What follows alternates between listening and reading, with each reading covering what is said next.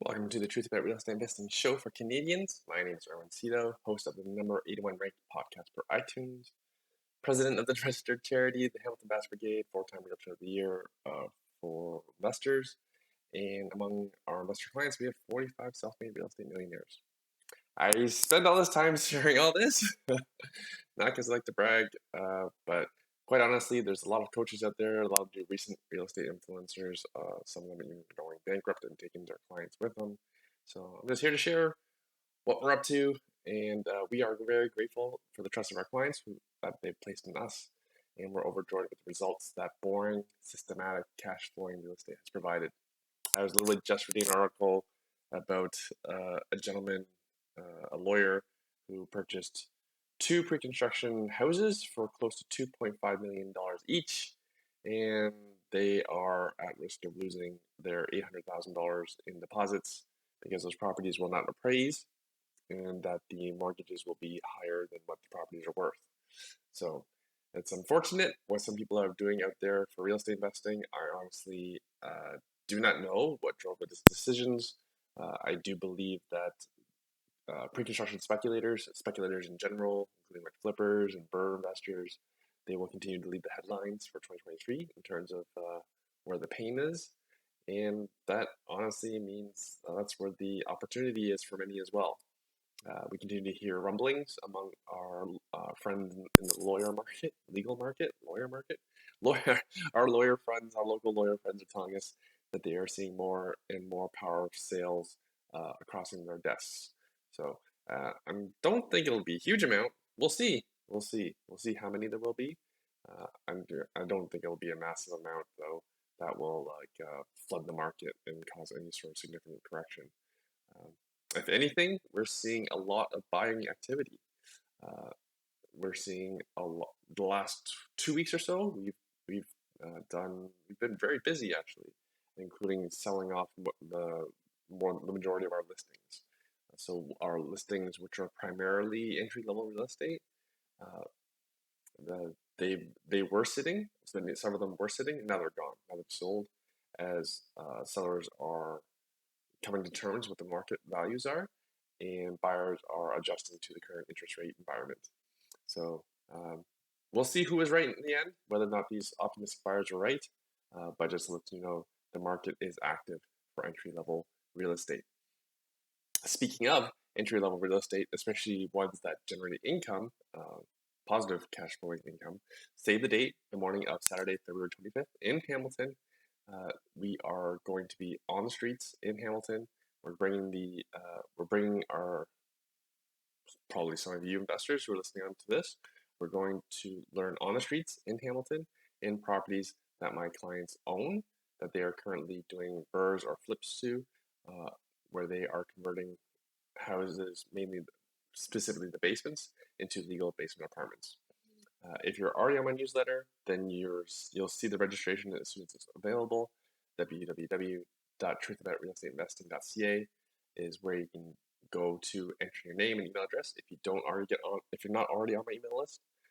Our newsletter goes out to over 10,000 hardworking Canadians, so maybe it's a good idea that you join them as well, and maybe even one day join my Hall of Fame self-made real estate millionaire clients. So thanks to everyone. Oh, also thanks to everyone who attended our sold-out in-person only IWIN meeting this past weekend. We raised over $1,000. For those who don't know, the proceeds for our in-person meetings, we raised over $1,000 and selling tickets for that meeting, and those funds will be used to buy warm winter clothing and boots at discounted wholesale prices for underprivileged children in Hamilton. Needless to say, the idea of children going cold in the winter, wearing cold soaked shoes with holes leaving toes exposed to the elements, is just a sad thought. Hence, we here at the Hamilton Bass Brigade are doing something about it.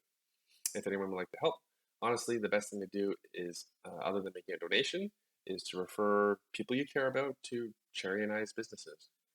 The more people we can help become rich, the more donations and the more generous donors we help, and the donations come. Back to business. Did everyone see the Bank of Canada's latest raise, interest rate increase of 25 basis points? So that's 0.25% increase to a total of now 4.5%.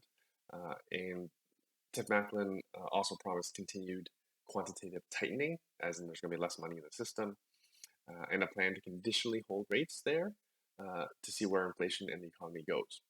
Our central bank is the first major bank to say it would pause rates. The Bank of Canada forecasts the economy will stall in the first half of this year, does not foresee a significant recession. Inflation is expected to be about 3% by the middle of the year. I have many thoughts for you. I have many thoughts about this subject. Actually, the lawyer who bought the two properties in Ottawa, pre-construction homes, for almost $2.5 million each. He blames the same people I do. Funny enough, yeah. Why didn't the government? So if you don't want to hear this rant, just fast forward. Why didn't the government and the Bank of Canada control their spending and debt levels in the early pandemic? I think it's an excellent question for our leadership, especially after our former finance minister, Bill Morneau's book, which came out on January 17th. It details how the Ministry of Finance would make recommendations. That's their job. You know, the Ministry of Finance, they're supposed to know something about finances. Bill says there are fiscally responsible recommendations to target specifically those who are losing their jobs due to the pandemic, only for the Prime Minister to ignore said recommendations and create their own, his own decisions to spend more, make more people happy, which would in turn get more attention from the media. Great optics, great politics in the short term. Terrible fiscal policy in hindsight, and also as we into the medium and long term, as we the taxpayers will forever be burdened with all this added debt, only to see small businesses like gyms and restaurants only now fail now due to inflation, recession, lack of labor. All of this could be dealt. The pandemic could have taken all of that care of all of that without all of us taxpayers being on the hook for it. Plus, when we're going through economic pain now, all this inflation and added debt to only delay the recession, 3 years? All this debt and money in the system, inflation, to delay a recession 3 years, wasn't worth it. In hindsight's always been 2020, but I don't think so. These government decisions are well above my pay grade, so we investor entrepreneurs must just roll with the punches and play the hand that we're dealt. I know what I'm doing. I know that sounds cliche, but if you tune into any of my presentations at the Wealth Hacker Conference, at Cherry's client-only webinar, or our past IWA meeting that was done in person on the 28th, on January 28th, then you know where we think this is all going. And honestly, I haven't seen more green lights in a long, long time. Green lights to tell me that I should be buying long-term buy and hold cash flowing investment properties. So if you're interested in learning more about these opportunities and how to cash flow in real estate, make sure you're on the upcoming Hamilton tour. And also, we will be offering an Oshawa tour in March as well. We will be touring quality income properties. From what we're seeing, it does look like we're past the bottom in terms of the properties that we target for investment purposes in the starter market, and our clients stand to benefit the most from this market. Again, if you're not already on our email newsletter, www.truthaboutrealestateinvesting.ca, get on our email newsletter, enter your name and email right, and I'll see you at one of our events. On to this week's show. We have an author, coach, mentor, mom, wife, and investor since only 2017, who's done a lot while keeping her day job, keeping those kids, and keeping her husband happy. English isn't even Brooke Shang's first language, as she moved to Canada from Taiwan at the age of 17. Brooke has done a lot in her career. She's had lows. She openly shares that she lost $50,000 on a joint venture in Winnipeg with a now bankrupt partner who drove a Porsche, to now she's done nearly 30 rent-to-own property deals. She owns a bunch of duplexes, and she's now focusing more on private lending and building her custom dream home, thanks to paid for by the profits from tenants buying out her rent-to-owns and also selling other income property. Brooke is a leader within the Trust Your Talent Academy, like past guests Tim Sy and Vince Lee. Brooke's story is a good one. how much one can accomplish very much in a short period of time while keeping their day job, and how one's goals change over time. For example, Brooke has hustled very hard at the beginning, but now she's more focusing towards more passive investments and more equity growth. All of it works. One just must decide for themselves what journey they're on. Please enjoy the show.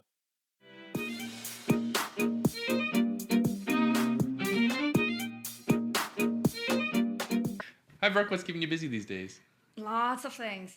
Lately, building my own home, taking care of the kids still, work, a lot of investments still going, and coaching and mentoring as well. A lot of public speaking lately. I think it's because probably since the pandemic, there's a lot of Zoom meetings, and we have a lot of time at home. So started to get trained on speaking, communication, that kind of thing. That's actually what I'm focusing on personally in terms of learning. Yeah. What is your personal goal every year? This year for me is communication. That's the only goal? No, I mean personal goal. That's a personal goal. And like I mentioned, I told you I was building my own home. So another financial goal, of course, to build up my portfolio again. Right. I actually sold a few properties, so I can take out the bucket of gold to build my home in Midtown Toronto. Okay. Yeah. That's a mouthful. You got a lot of notes. How many houses do you think you've sold in order to finance your to fund your custom build? My custom builds. There's quite a few rentals closing. My own, it's basically almost one or two every month last year. So I actually didn't tally up. I know our tax will be high last year, even though our cash flow was significantly reduced. And my fiscal year for my company is what, June? Right. I know this year we'll have to, yeah. No, I love it because you're at your point in the investor journey where your investments are paying for things that you want in your life. Yeah. Right. Yeah. Can you tell us a bit about the custom home you're building? Yeah, I actually set that goal for 4 or 5 years now when I started investing. And the market kept going up, right? So at the time, we couldn't even secure a property. And funny enough, we live in a very old part of Toronto, so in Leaside, side, close to East York. A lot of the properties are old, built in the 1940s. Some are, they call it capped. So it used to be a bungalow. A lot of them are still in Scarborough. So they capped it, they just built on top. When we did inspection, there was quite a few issues. So even when we finally secured a property, we always found something. And in the end, we finally decided, let's just rebuild something of our own. So we bought a really old house. Actually, the owner, she was 90. We bought it almost 2 years ago. Mm-hmm. She was almost 90, so she was the original owner. She was close to her 90 or 91, I think, at the point. Mm-hmm. And she smoked her whole life. So the house was... so the house was gross? The house was gross, coated in a... smoke grease on the wall. Yeah. Right. Oh, just to for listeners' benefit, like for us veteran investors, that's the stuff we buy. Yeah, the stuff we buy. How many offers was it? 13. Still 13. Well, they all wanted to tear it down then. They all wanted to tear it down. And you won. We won. I think because good Lord. We lived 2 blocks away. So before I put in an offer, I already talked to my neighbors, and I said, put in good words for me if you know this lady. And I wrote a letter to say, I know a few good friends on your street, because we're in the neighborhood. We're 2 blocks away. Mm-hmm. My friend's friend. And then... You're part of the community, you're not just some... Not something crazy, but little things help. And then we have the bank draft ready with our offer when we put in the Aggressive. offer. What's that? Aggressive. Not a lot of people do that. Right? Yeah. In my experience, not a lot of people do that. Not a lot of people do that. So... we actually put in 6-figure deposit.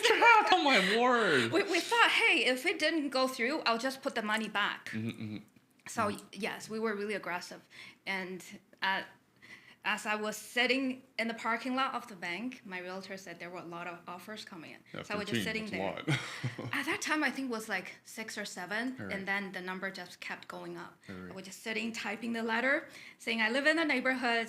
I have good friends on your street. I'm pretty sure they would have given me the recommendation. Mm-hmm. So I just throw them out there saying, I have friends there. If you request recommendations, we would. So I think that's what set us apart. Right. So you said your realtor was sitting at the property in their car waiting? I was. You were? All I right. was I love typing it. up a letter I love it. to say, Okay. this is a letter I want to go with my offer. That's actually a really good point for anyone. Like, for example, this is what we did all the time pre-pandemic when we were doing offer presentations in person. If you wanted to win, think of all the things. I always tell my client, think of all the things you have to do to win. Right? Like, be there, right? Because a lot of people will not. And also these agents who've learned recently how to be agents, they email everything. They have no idea how to negotiate in person, let alone present an offer in person. They just email their offer and just pray, right? Yeah. That's how they represent their client. Can you believe it? I know, yeah. So I guess you would tell your realtor or yourself how it wants to be done, right? Oh, I want to negotiate face to face. You know, I've trained for this. Yeah. I play to win. Exactly. Right? Yeah. I don't just send offers into cyberspace. Yeah, exactly. Yeah. So same thing. We put in a lot of offers. We actually were pretty lucky considering how we live in a community where there are a lot of kids. So a lot of families want to get in. So we were lucky that we actually got other properties under contract. Like I mentioned, however, after inspection, we found something. And as investors, we actually call the city sometimes when people add in addition to the house, then we found problems. Another story, something funny, because... Which is often something, it's always a common issue, additions that were done without permits. Like, yeah. Or even when we walk in the house, we realize a part of the house was really cold. So they just basically put the slab and then build another room. And we actually called the city just to confirm. Then the city showed up at the house pretty quickly, and we were surprised because we were just inquiring, and usually you know how long it takes for the city to come when you need a permit. Interesting. Yeah, so we didn't get into that deal, but even then we did secure another property under contract too. Okay, so what are you building? Is this like a big house? No, the lot is only 30 in the front. Oh, okay. Yeah, 30 by 140, so it's a long deep property. Yeah, we still had to go through variance because in East York, they're pretty limited as to how much land you can build on. Right. So you're going to tear down the house. Are you reusing the foundation, anything? It's completely new, as if it's fresh. It's completely fresh, yeah. And then what are you building? A couple thousand square feet? 2,600 and then plus basement. So it's not huge. It's good for a family of 4 or even occasionally entertain. It's pretty good. Plus garden suite or anything? Actually, we could. I've seen laneway in our neighborhood. Yeah. Awesome. Love it. Now, I love the fact that you're paying for this through the proceeds from investments. Yeah, that's not just it, because I think also you know how to finance, right? Because if you don't know how money works, I mean, we now live in a 1,200 square foot. That's how we got into the neighborhood. Right, so you were frugal. We were frugal, but at the time we were so nervous when we bought that house. So thinking back, if I have to take on something this big, it's just mentally, I don't think we could have. If not, have gone through all the mortgages for investment and knowing how money works and built up a little bit of equity. From other properties. Okay, so why did you start investing? You seem really smart. I think you make a lot of money at your job. Why did you think you need to invest too? Actually, our house was always my big why, because we live in a 1,200 square foot. I look at your exercise equipment.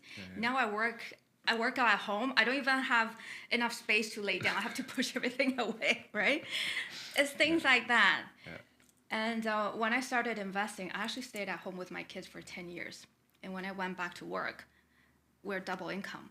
And Cherry is dealing with that. We realized we pay a lot of tax, and we hardly save enough for RSP. We did, however, that's not without hard work.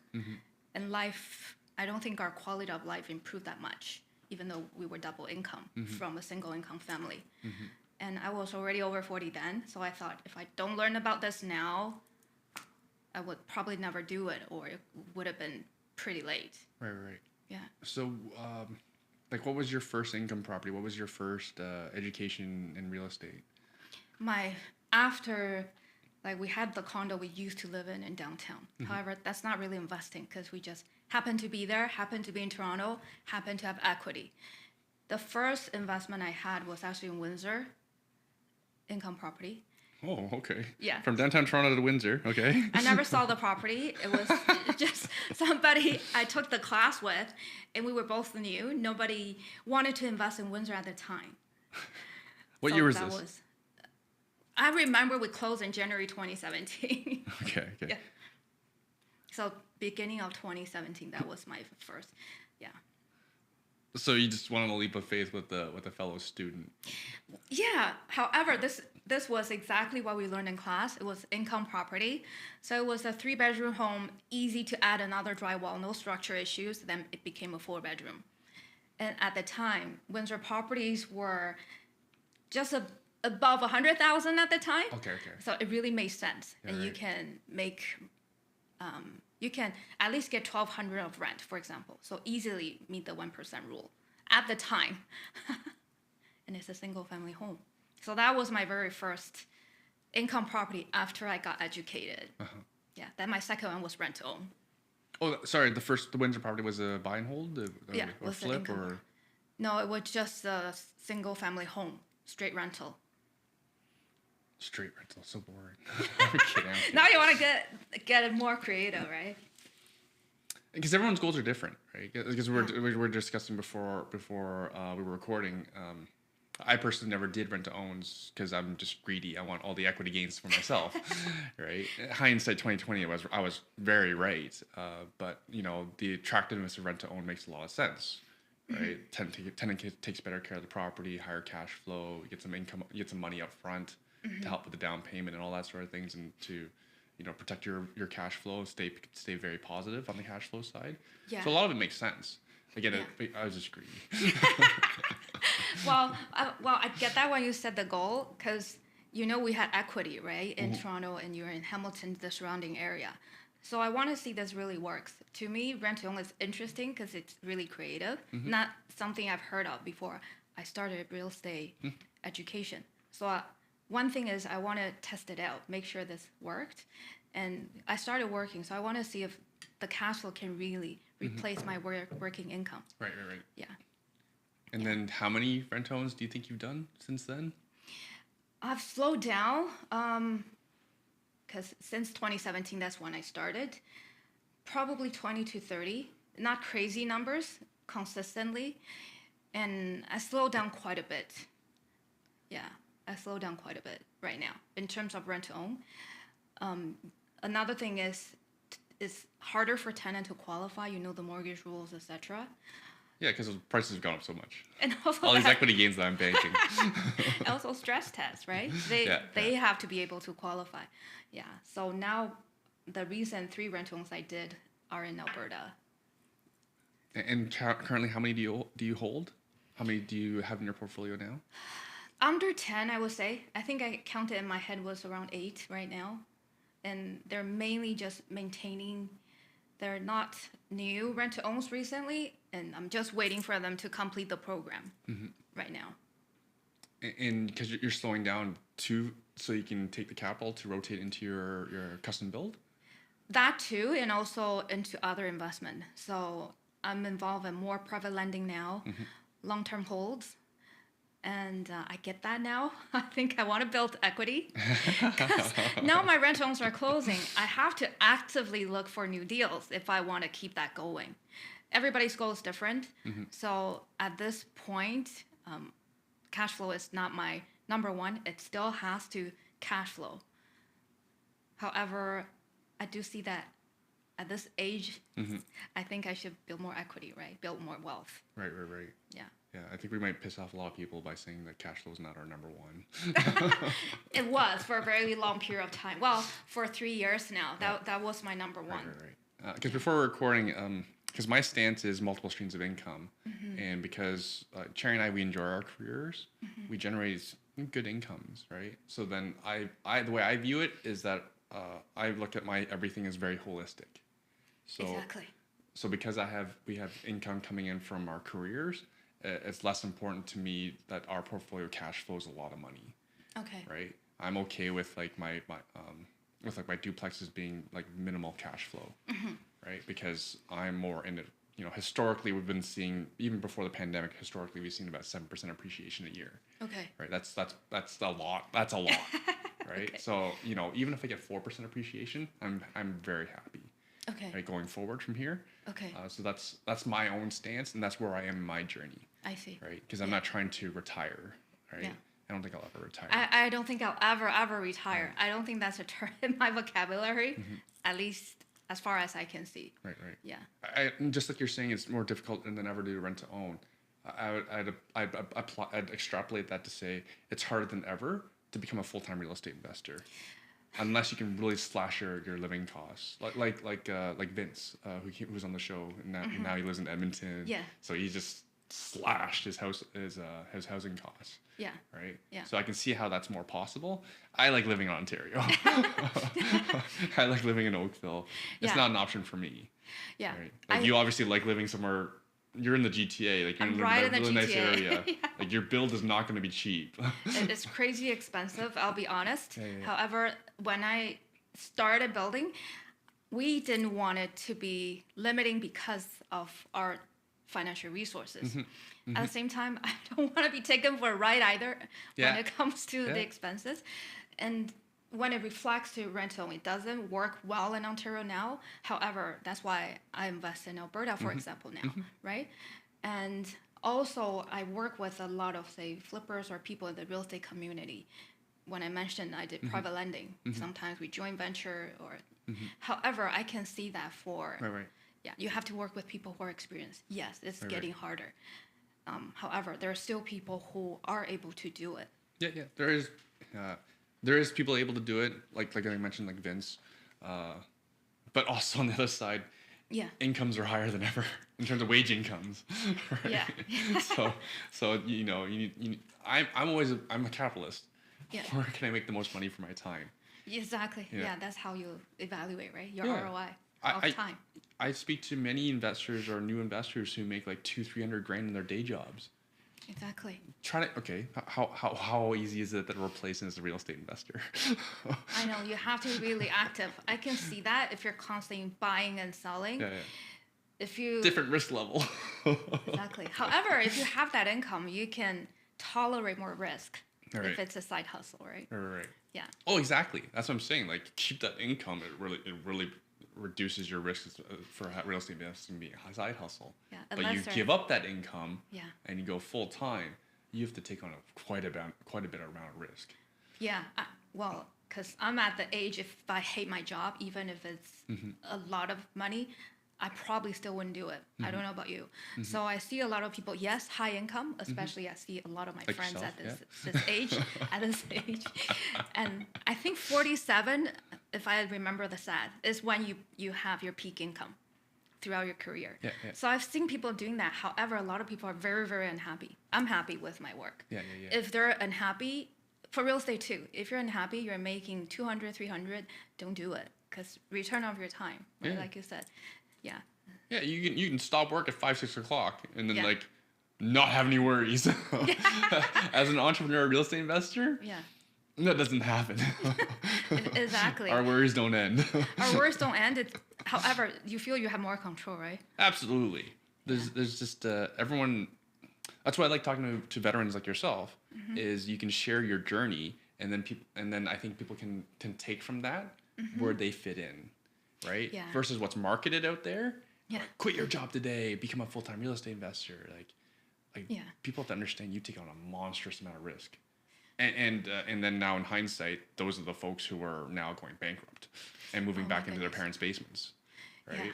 But that wasn't mentioned in marketing. Right? Yeah. I'm like you. I open to everybody at different stages in their life. Yeah. Yeah. For people who have health issues, I have seen some friends with health issues, and even if they made a lot of money, they probably couldn't sustain, then cut your expenses, right? I don't think it's a bad idea. Well, as an investor, it's not a bad idea if you rent or rental expensive versus a mortgage people have to take on today. I mean, find alternatives. You don't have to live in a bigger house. I've seen people downsizing. Actually, being in private lending and alternative financing, I'm thinking about what can we do with reverse mortgages as well, provide opportunity in different ways for people to retire. As investors, sometimes we're the private mortgage. Maybe we can help other people too to do reverse mortgage. A lot of people are doing retirement homes and a golden girl type of housing. I can see that. Yeah, I love all those investments. Yeah. I'm not sure where I want to go with this. Okay, let's talk to private lending. So again, ignorant outsider observing like the Trust Your Talent community is it seems a lot of you do business among yourselves, which I think is pretty wise since you seem to be pretty good investors. It's because I think mainly people have the same mindset. Yeah. I just want to clarify, we don't directly do deals with students. Students would come together naturally to work together. We as trainers and mentors, yes, we do among ourselves. However, students, they usually naturally work together. Just like I mentioned, my first investment was somebody sitting at my table while I was training, right? While I was being trained. Right. Yeah. So it's mainly, I think, the mindset and naturally people of the same frequency would get together. I think that's just natural. But your coaches and mentors are vetting a lot of these deals. We would, yes. So then there's actually oversight. That's the point, right? We won't tell them exactly what to do. We're part of their power team. Right. Yeah. But you'll tell them it's a garbage deal not to touch it. Yes. You know what's funny? You don't say that directly because it's part of the training, right? You have to figure out yourself. We kind of direct them. So if they want us to look at it, we have to not directly say yes or no. They still have to analyze. That's what trainers and coaches do.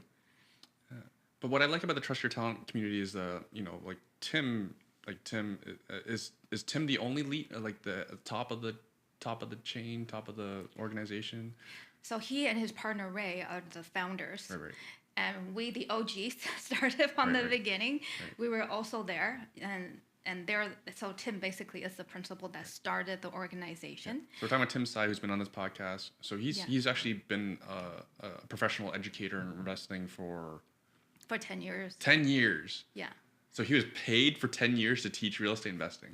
So I was part of that group. So I started by learning from him and started my journey that way too. So I see it as a legacy. You basically pass it down to the new investors. Right. Yeah. So that's what I like about that community is that strong education, experience, oversight over what transactions get done within the community. Yeah. Versus the bankruptcies that I've been studying within our community, with not in the Trust Your Talent, within the wider real estate investor community. Yeah. Is certain organizations have consistent failures, right? Yes. But I don't see that from your community, specifically your group. So I think you guys are doing something right. Yes, that's a good indicator, actually. And we've only been around 3 years, but we have at least 4 or 5 students reaching their financial freedom goal. So that's the passive income we were talking about, the cash flow. However, we mentioned that perhaps cash flow is not what we focus on. Yeah. However, I think... Yeah, because I like my day job. Yeah, I do too. Yeah. I get that if you want to not worry about survival at all. You want your money to work, to have the cash flow. Yeah. At the same time, there are also, I think the first set of students, they cut their expenses. I've done that too. Yeah. Yeah, I've done that in the past couple months because we went over budget by quite a lot. So there was 1 month, except basic expenses, I didn't spend anything, which is actually not hard. Just don't go shopping as much. No new clothes, new shoes. Yeah. It's actually not as hard living, as I thought. Right. Yeah. Because when I started investing, I knew this is early days, right? Yeah. So I knew 2 people personally who I considered very financially free. One owned 2 triplexes, lived in one of them. Okay. No car, no kids, right? So very frugal living, right? So she could live off of that rental income from just 2 triplexes. Wow. And again, living in one of them. So she only had 5 units rented, right? and she had a dog. That's it. So that's probably the only. That was probably her biggest cash outflow. Oh, okay. Right. So yeah. very modest living. And then my other friend in St. Catharines, he owned, I forget the number. I think he owned close to like 10 student rentals. And then the car he drove, very modest, 10 years old, paid off. Right. His home, very modest, probably like yourself, like probably like 1,000, 1,200 square foot house. Right. Yeah. And that was, and so to me, that was from them sharing their experience with me, that was the path to financial freedom. So very different than what's being marketed at us. However, you want to have that choice. Absolutely. Exactly. Absolutely. Right? Yeah. Just realize that frugal living is a much easier path to financial freedom than building up a gigantic real estate portfolio. Yeah. Because I think one of the things that's going to come out of this high interest rate environment, this tough housing market, we're going to see some of these influencers go bankrupt, I think.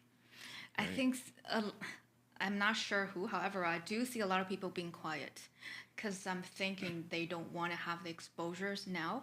Yeah. Yeah. That's social media. People only shout out successes. They don't share failures. Yeah. But what I'm learning from this period is that like you've run into these people where they're like, wow, I can't believe how many transactions you did. I can't believe you've found that many. Like I had one guest on this podcast who said he was like writing offers like almost every day, right? How do you find that many deals? Right? Yeah. Unless they weren't really deals. No. As in the deal wasn't there. Or you just lowball everything and then see which ones stick. No, he was actually executing deals. Oh, right? wow. Right? So then so it used to be like I was so impressed. Now I'm more like sounds like a potential red flag. Right? That's true, yeah. And now it's turning out to be a legitimate red flag based on it's all rumors right now, but we'll see. I don't wish bad on anyone. Yeah. I'm just more interested in learning from everybody else what's working, what's not working. Yeah. Right? When you mentioned duplexes and triplexes, I actually sold 3 duplexes during my build. One was before we even had the property under contract. I'll tell you why. I think at different stages, I would do different things. But the reason being, I found in Ontario, I have to get it vacant in order for it to be marketable. How is that control for investors? And I didn't like that fact. And like you said, the cash flow is getting slimmer. So if I have to take out my bucket of gold from different investment, I decided to sell all the duplexes I had. So one, the basement tenant moved out. That was the first one I sold. Then the second one, both moved out, finally. The third one, which is closing in 5 days, the upper unit tenant, it took me 9 months to evict through landlord-tenant board. I finally evicted him. And then I thought, do I want to keep it? Because the rent is really good now. However, I thought, I don't like the fact I don't have control. Another tenant comes in, I have to wait till that tenant moves before I can decide what I want to do with my property. Yeah. Are you using front lobby? Please tell me you're using front lobby. I am, yes. Also, I want to say for rent-to-own operators, use it because you help them improve their credit. So for all my rent-to-own tenants, I use it. And there's one rent-to-own tenant in a very, very short period of time, his credit score was increased by 30. I think that partly that helped. Oh, wonderful. So that helps you your tenants exit the rent to own. Exactly. Yeah. So I've been using them from probably day one when they were under a different name too, right? Yeah. When they're a landlord credit bureau. Yeah. So I've been using it. Yeah, it confused the crap out of me when they changed their name. I even used them to do a collection a while ago. Yeah. But that tenant declared bankruptcy. So I was on their report when I received the bankruptcy report. My name was actually there. Yeah. Damn. I know. Knock on, because luckily, like you said, I think a lot of us were saved by the appreciation in Ontario. So yes, I came out pretty well. However, that was what happened. Are you using single key for your tenant screening? I have property managers, and I actually switched a couple property managers until I found one that was really good. Yeah. It's a challenge, property management. I've been through like 5 of them. Wow. Yeah, which is why I always say, like, before anyone ever decide to pick a wherever they're investing, neighborhood, town, whatever, I say you have to have at least 3 property management options, Yes. right? Yeah. 3 good ones, right? So if a town only has 1, I won't invest there. Right? Yeah. Yeah. Well, because if you go through them, like, they suck, and then now what? Now you're the property manager. Exactly. Even though I have property manager, there's still incidences where I do have to take a look at the property and decide what to do. Yeah. Because you have to manage the manager, and also at the end of the day, it's still yours. Oh yeah. Yeah. It's your financial everything. Yeah, exactly. So you mentioned that you're other than the build that you're trying that you're capitalizing. You mentioned private lending, but you also mentioned that you're trying to build your equity. How are you trying to build your net worth? So active income is working. Private lending is actually mostly short term.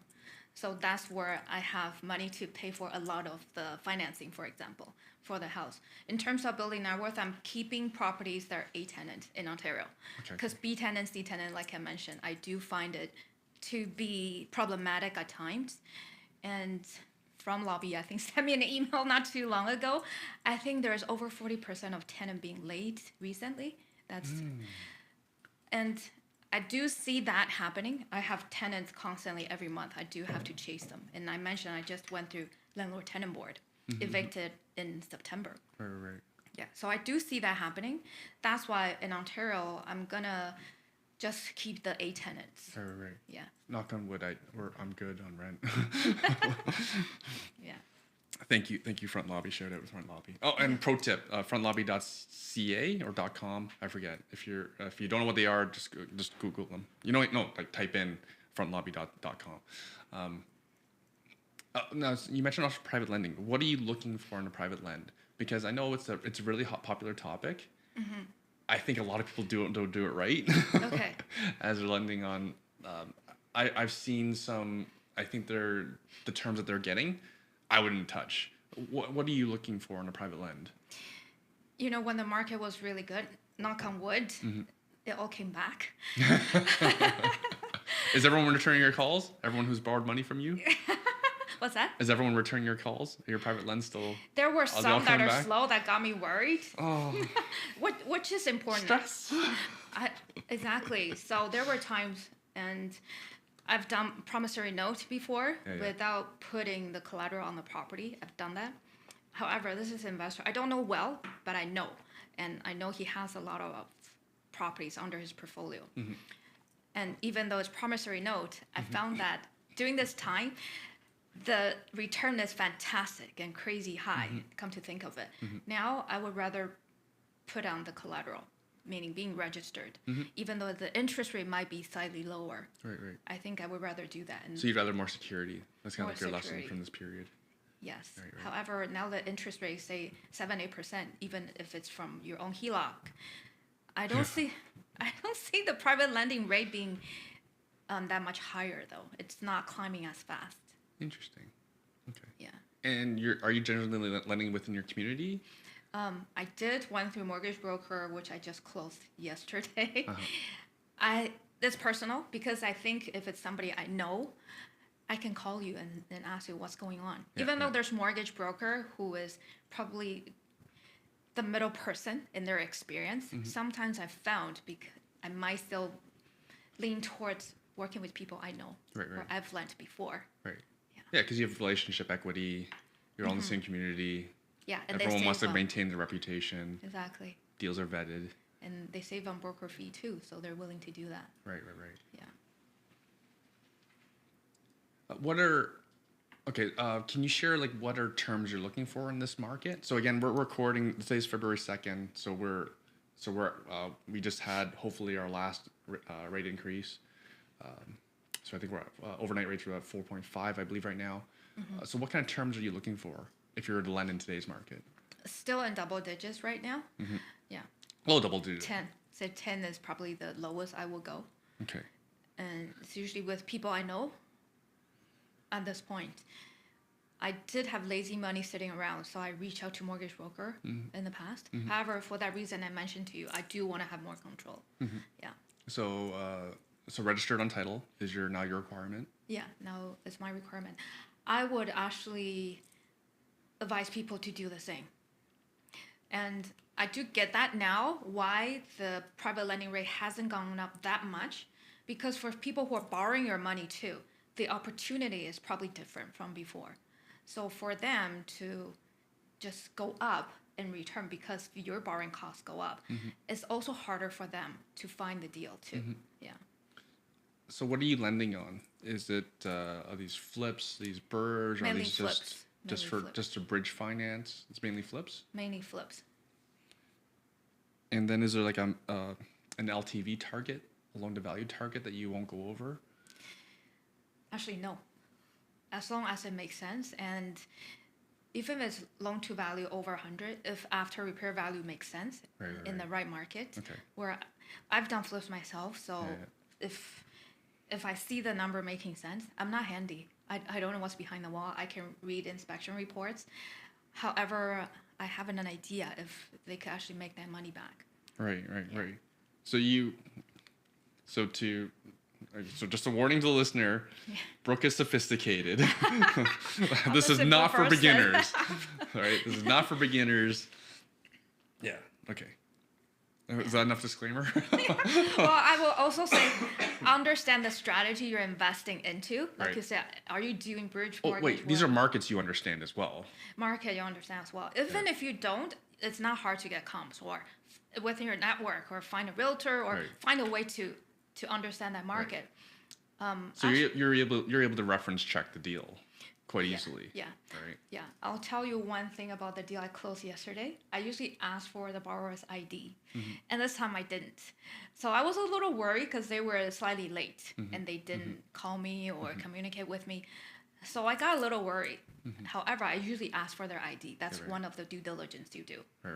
Yeah. Like, I asked these questions because I don't know why I only saw this article like 3 weeks ago about it's specific to Epic Alliance, based on the article in the CBC. So this is not me, folks. I'm not making this up. Go look it up. Epic Alliance CBC. They only had one appraiser. Oh wow. The vast majority, one appraiser. That they controlled. As in like for example, when you and I do borrow money, especially from the bank, we don't have any influence on who that appraiser is. Right. They usually take from a list of people they trust. Right. We have no one has any influence. It's usually kind of random who's what appraiser there is. So then it's truly independent appraisal, versus versus what I'm reading on the CBC article is that it was really like one or two realtors. Yeah. That and only like one appraiser. The difficult thing is sometimes the investors are not in that market, right? They have a lot of out of province investor. Yeah. So I'm thinking if I'm in that position, I trust they're the market experts. Yeah. Right. So for example, you mentioned that you do business in Alberta. Like I imagine you have quality relationships there. Yeah, I actually go to Alberta now because of Trust Your Talent once or twice a year at least now. And I'll be honest, because this is in the book anyways, I'm completely open. I had a deal that went south. It's in Winnipeg. And I lost $50,000. It was my early investment. Right. So I was really, really nervous. That was probably my second or third investment since I got educated. Okay. So that was really scary. I did fly over there. And so you did see the property before you did the deal? I didn't. Oh, okay. I didn't see the property. Did you have it inspected?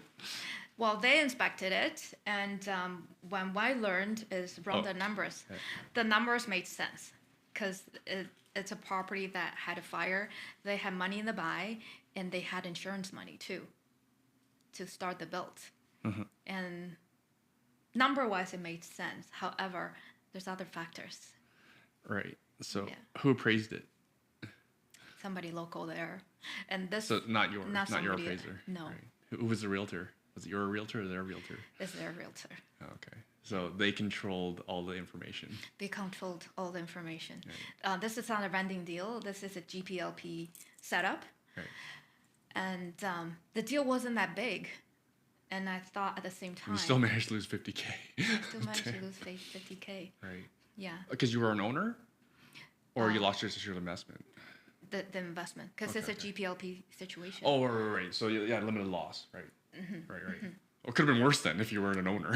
Yeah, exactly. I actually went there, and then Because I've heard people lost more money on Epic Alliance deals where they were the owner, right? Because they're equity owners. So people need to remember that you can make a lot of money in real estate, but if the property value goes underwater, as in like the price has dropped more than your down payment, you owe that money, right? So you negative return.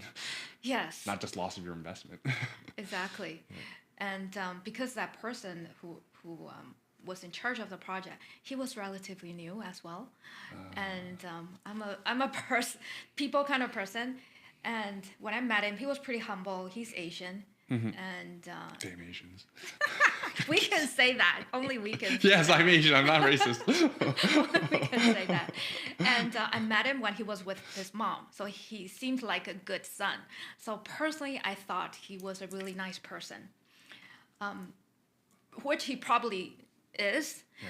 However, I think they overspent. Yeah. Okay. Yeah, I think that's been part of the message I've been trying to get across with some of past guests as well. This person may not have been a bad person. They just failed to execute, right? Like failing to execute doesn't mean you're a bad person. Just like if you had to steal bread to feed your family, I don't think that necessarily makes you a bad person, right? Right or wrong. But this person may have had great intentions. They just failed to execute, which is not uncommon. No, it's not uncommon. However, I was hoping he would come back up. I didn't hear from him. He declared bankruptcy, and he was a flashy type. He drove a really nice Porsche SUV when I went to visit the property in Winnipeg a few years back. So there you go. And that's the challenge of being an influencer. Exactly. Like before I became a realtor, I drove a used Honda Accord. Me too. Right? Yeah. Yeah. Oh, if I never became in sales, I would never drive something that costs money. My first car was a Honda Accord too. Right. Anyways. But like the truth about real estate investing is, as soon as I got I switched to BMW, I was doing more business because they gave the image of success. Right? Exactly. Right? Yeah. But I'm a frugal person. I don't like spending on these things. Just the car.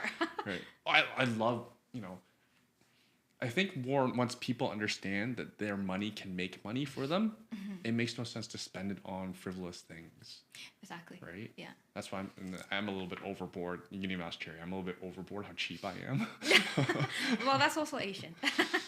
Both. But again, I'm pretty confident I can make consistently 20% on my money in real estate. Right? So why would I want to spend it on something like a Porsche, right? As long as it's safe, right? So it goes back like the BMW. It made me return, right? Because it helped me my business. Exactly. Right? So that to me is kind of like it's a business expense that actually returned, right? Yes. But if I didn't have that, I would never drive a vehicle that expensive. Oh, okay. Right? What do you enjoy though? I'm not a car person, so I don't enjoy those things. I value consistency, reliability over everything else. Okay.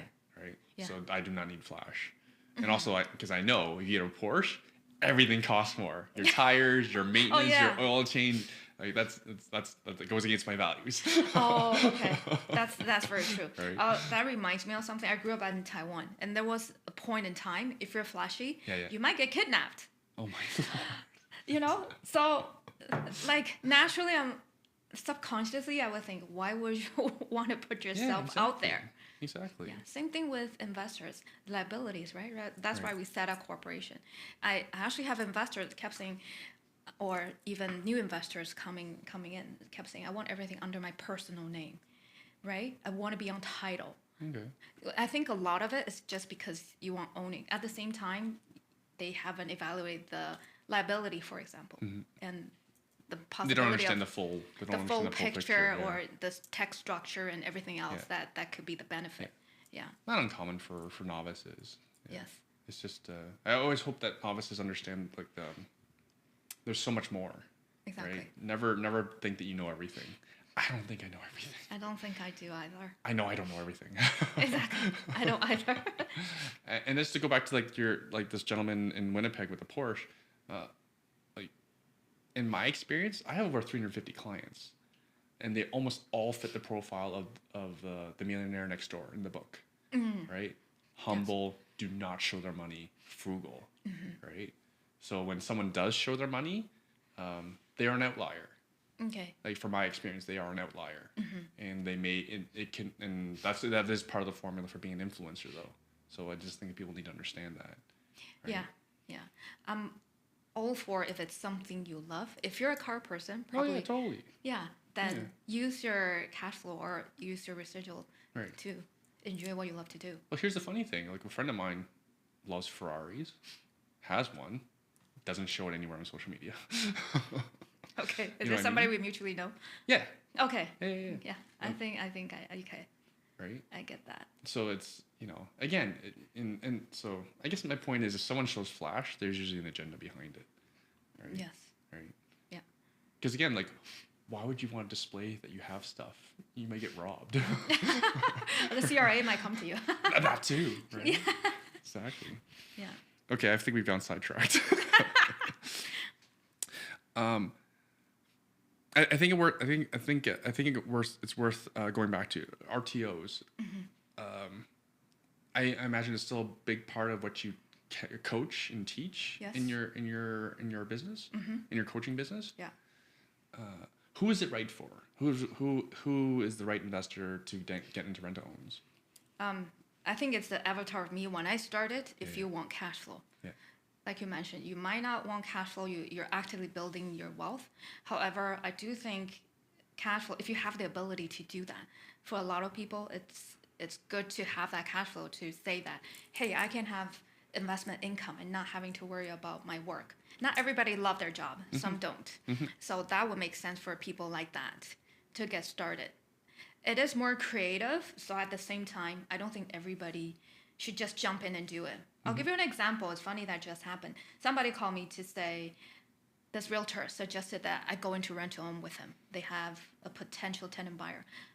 When I hear the profile of the tenant buyer, it just doesn't work out because you want to make sure the tenant buyer will be able to purchase at the end. It doesn't sound like somebody in the end will be able to purchase because this tenant buyer has a pre-construction condo that's gonna close, which is gonna take up their mortgage room. There's things like that. Right. And they're saying, oh, I heard because of Ontario tenant law, the tenant will usually take care of the place. That sounds like a good idea. Right. However, you have to consider other things, not just because I want to get into investment. Right. Yeah. Yeah. I think for the listener, understand like real estate in general is a very capitalist industry. People are not like in my experience, most of the industry does not understand rent to own. Like your regular everyday realtor does not understand regular everyday mortgage person does not transact on a regular basis. Right? So they do not, like for you and I, we have very different criteria for what they would consider a good rent to own. Exactly. Right? Because I've literally seen this. I had a builder sending me rent to own deals that made no sense. Right? Yeah. Like the tenant is like 2 years from retirement. Oh. Right. So how are they supposed to get a mortgage? Come buyout time. Yeah. But so like my point is, even though I believe in the strategy can work really well, not every opportunity is truly an opportunity. No, it's actually quite a lot of work to find a qualified tenant buyer. Right. It is. What do you think the ratio is? Like 1 in 10? A lot worse. I put that in my book too. So when I started, I was actually looking. Back in the days, it was Kijiji. I think now people use Facebook Marketplace more. So the media changes. The point is, at that time, I probably talked to 100 people. 10 looked promising, ended up with 1. Wow. That was so my one more time. First one. So 100 leads. 10 are worth talking to. 10 worth going to the next step. I probably talked to so many people at the time, I don't even remember. And I mentioned I live in a small house. So when I was on the phone with the potential tenant buyers, everybody in the house knew what to say and what I'm usually going to talk about on the phone. Yeah, that's how many calls I've been on. It's very active. It's just like wholesalers when they start, they have to talk to how many people, right? Same idea. And that very first deal, I also wholesaled it to somebody else. Wholesaling meaning I got the deal. I packaged it. I found a tenant buyer. They found a market. Then some other investor take over. At what point do you present it to other investors? Do you have the property in mind already, or where? Usually when I have the tenant buyer, because very quickly very quickly they will start shopping. So very quickly we'll have to make offers. Yeah, right. It's better to have the investors ready already, right? Right, because they're the ones who are actually buying the property. Right. So thank you for sharing those ratios. I think people need to understand these things. I guess so. Don't just take the first one that comes across. Yes, and I would say also in the beginning, everybody was talking about their life problems, right? Because they're rental tenants, they've rented for a while, they're divorced or they're self-employed, their credits are hurt. So they want to tell you their life story. Yes, make the connection. Yeah. However, I used to spend like 40, 50 minutes and still didn't get to the questions I want answered. Right. In the end, 15 minutes, I could get all that I need to say if they most likely will qualify or not. So it's not a total waste considering how much time I used to spend on it. Right. So you were putting in the sweat to earn your wholesale commission. At the time, and especially I was really active when I started, so 2017. So remember the market kept going up. Yeah. And that's and then it came down. Came down a little bit. So at that time, a lot of tenant buyers are interested. I don't see as many people as interested now. At the same time, even investors, when the market goes up, everybody was worried they are in too late. So the tenant buyers, same thing. They want to get into a house sooner than later, especially they hear other homeowners are profiting, right? Right. Yeah. So there were a lot of people at the time looking into it compared to now. So even rental tenants were like FOMO. Oh yeah, homeowners are emotional, right? Yeah. So you're telling me that their behavior, emotions were the same as homeowners, home buyers. They're very emotional as home buyers, because when they look at a house, they don't look at the worst house on the market. Like we're looking for money in the You bank. and I are different. Yes. Yeah. And sometimes I see a property, I'm like, just put in a little bit of money, and it worked really well, great area. They want it to be like a home. Turnkey. Show nice. Turnkey. Yeah. Something they can be proud of. Yeah. So staged nicely and just like a home. Now, what markets are you looking at? For rentals? Yeah. Everywhere. So I'll tell you every time people ask in Ontario alone. So as far as outside of Kingston, Durham, which I've done, Oshawa, Toronto, London, Strathroy, Woodstock, so north to Barrie, Midland. So it really doesn't matter. Right. No, it doesn't matter. I've heard of all these cities. Oh yeah. Okay. Versus, you have some minimum criteria, do you not? Yes. In Ontario, it's slightly harder because they have to have certain level of income to be able to qualify. And again, we don't anticipate them to fail. However, if you hold that property, you have to be able to sell it. Right. If you buy a property, you plan for the worst. Yeah. If you buy a property with 300 people in the neighborhood, how are you gonna exit? So yes, all these considerations. Do you have a number for your minimum population? Like 50,000? 10,000? You know what's funny? Sometimes, because we've been qualifying for so many different municipalities, I've talked to so many different cities as a result. Every city is different. So sometimes I'll give you an example. Gravenhurst, they might consider as only this many people. But if you consider the surrounding, and it's a good community. Yeah, if it's summer versus winter, it's very different. How many people are there? Things like that. So as long as you understand the market, I would say not like 1,000. No, that's kind of small. Right. Another indicator is sometimes they don't have city service of sewer and things like that. Right. Not because those are hard to get financing on if they're not on city water. Yeah. Also means that it's not populated enough. Yeah. It's things like that. Yeah. It's not an absolute no because the city is moving towards those places too. Right. So it really depends on the market. Right. Yeah. So again, you're approaching this sophisticated. You're not just blindly buying anything. No, you know how listeners too, they just want a simple 3 rules. What am I supposed to do? Yeah. Do I buy or not if there's a septic?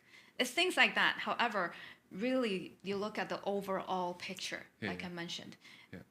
That's usually an indicator it's a smaller community. However, it's the city moving in. Right. Yeah. It's things like that. Yeah, the last property we bought with the septic, we got a huge discount on.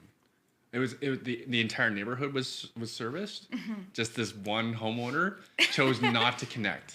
to City Water Services, right? Yeah. And so it was a massive stigma. Well, it does cost money, right? But yeah, instead of like 12 offers, there was only 3 offers. So for us, it was opportunity, and our client made a ton of money. I would think that's an opportunity. Yeah, exactly. Yeah. So yes, you're right. I love it. I love the point. And they got traditional financing. So again, it's not an easy answer. Yeah. So It all depends, right? it all depends. So have a good team to make these decisions. Yeah, I will also want to add something to it, because I had investor. I think the power teams are there, and you have so many power team member. They're there to advise you. You ultimately still have to make the decision. If one power team member says no to you, it doesn't mean that's your decision. I still think you have to collaboratively make a decision and what makes sense to you. Yeah, like rent to own, it might not make sense to somebody, but it makes sense to me, right, for my journey. But that's what I love about this podcast is that, for example, some people get into real estate because they see an ad, they go to the workshop, they're like, what's taught there, whatever, right? Whatever they teach there might not be right for you, right? And that's why, like some of these workshops are intended for people to go full-time real estate investor. So I think it's good information. Yeah. But 95% of those folks who go will never become full-time real estate investors, and probably 80% will never buy an investment property. Yeah, that's a good point. And also, a lot of people coming even to our boot camp, for example, they want simple answer. Just tell me exactly what to do, which property to buy. Yeah, it's complicated. It's complicated. Especially if you want above market returns, which you and I want. To be a market insider is not easy. Exactly. Right? It takes years. Right? Yeah, and also I think a lot of it is just you can decide what you want to do, but a lot of it's a mindset, right? Really, it's not, you're not gonna get to it the very next day. However, a lot of people going to different places thinking, I'm just gonna get the answer and get it done the next day. Can you tell us about your book? Is that a good place for novices to get started? Yeah, actually, that's the audience I had in mind when I wrote the book. Can you show it to the camera? Oh, I haven't looked at the camera the whole time. That's okay. No one watches this show. What's it called? Financial Freedom the Royal Way. Why makes it the royal way? The royal way is because, I work very flexibly, and my family is in Taiwan. And I think the lifestyle of a lot of people is to be able to travel and have the lifestyle you want. Just like the royals, you do whatever you want.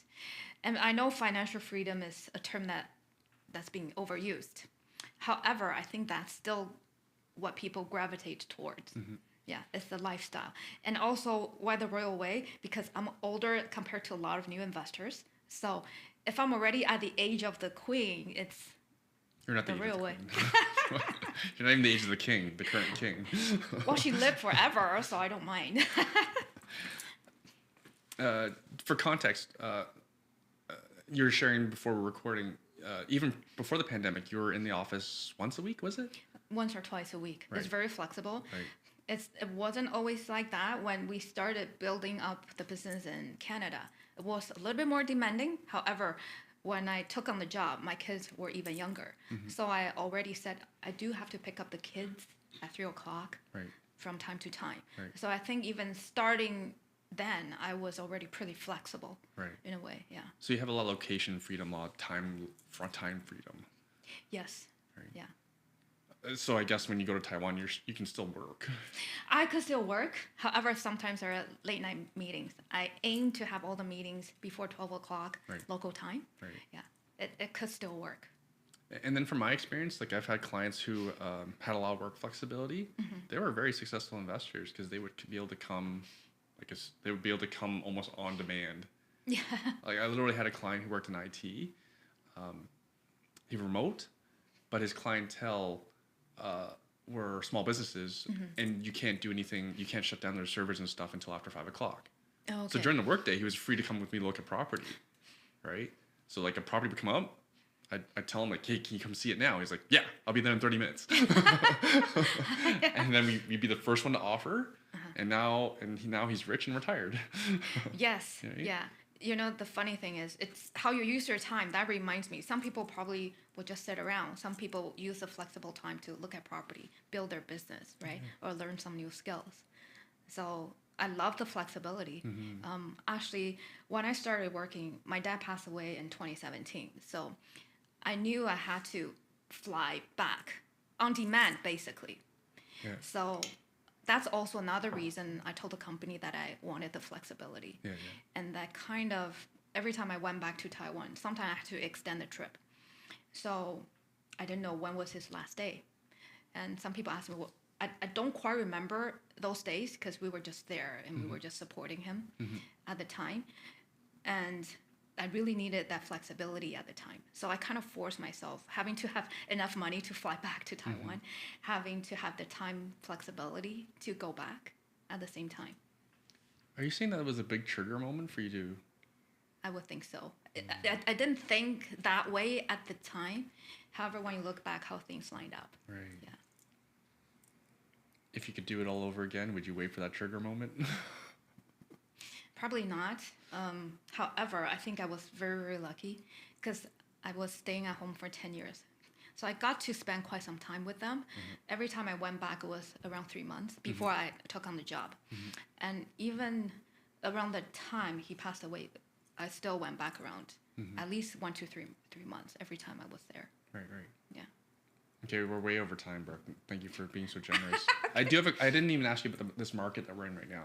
So you guys coach and mentor a lot of students. What are you telling them about this time? So again, we're recording February 2nd. Is this a bad time to be in real estate? A good time? What are your students hearing? So even you and I, we're still investing. I do think we have to look at things differently now.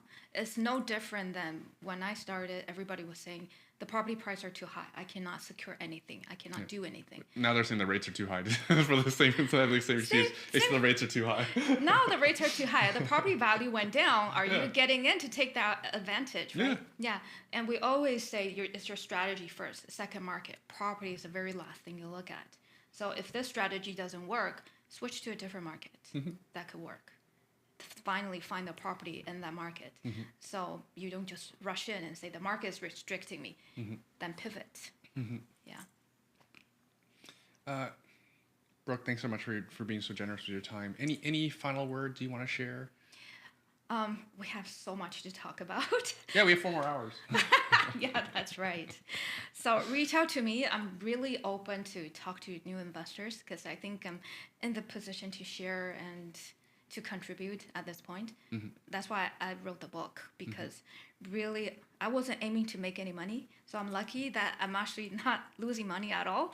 I broke even a while ago. So anything beyond, thanks everybody. And I'm easy to reach out to. Any social media, Brooke Shang. I'm the only one. Not the only one, it's just Brooke Shang. BROK. There's no E. BROOKE. Oh, there is an E. There is an E. BROOKE SHANG. Otherwise, it's broke. No. But yeah, your Brooke is spelled like Brooke Shields. Okay. Yeah, that's why I had the name actually. Because I didn't know too many English names, and she was popular in Asia.